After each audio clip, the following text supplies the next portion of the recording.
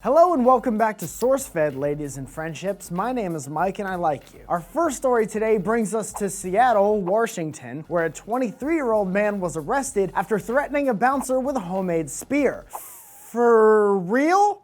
We're about 2/15 of the way through this story, and I already have so many questions. Did they not let him into the bar because he had a homemade spear? Or was he so upset after not getting let in that he ran home to make the first weapon that he could think of, which turned out to be a homemade spear? I don't know, you let that bounce around in your head for a little while as we move on. According to the article on Daily Mail, the cops were called around 6:30 p, which is letter for night, after the man began swinging a knife tied to a metal pole at work.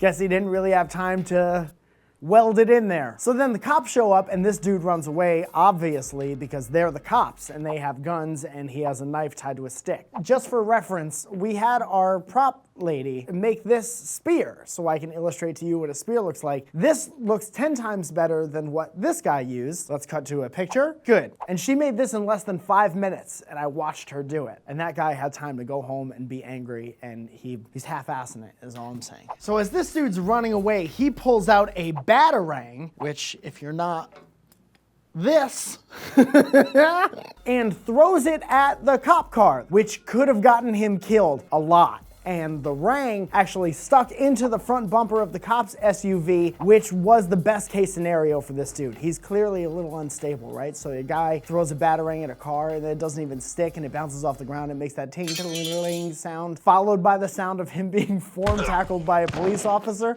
That's the saddest, right? That's the saddest possible scenario. So at least it stuck. The 23-year-old was booked at the King County Jail for felony assault, which means he has to tell this story now every time he fills out a resume for the rest of his life, and they're gonna try to get him on additional weapons charges, you know, on account of the arsenal he had. Let me in, it's $2 Tuesdays. It's not worth it, man, at all.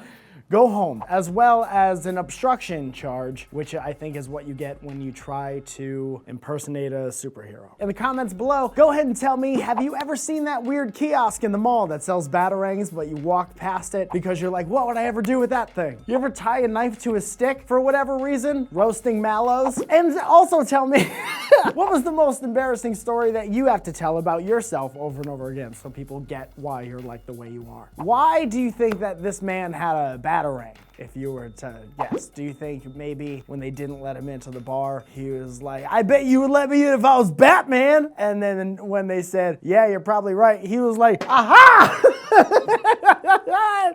I don't know. It's the only thing that makes sense. It's the only thing that makes sense. To, quote, eat my butt, her words, not mine. My guinea pig, Lucy. Is this a real question? Is this a real Okay, question? he's legit.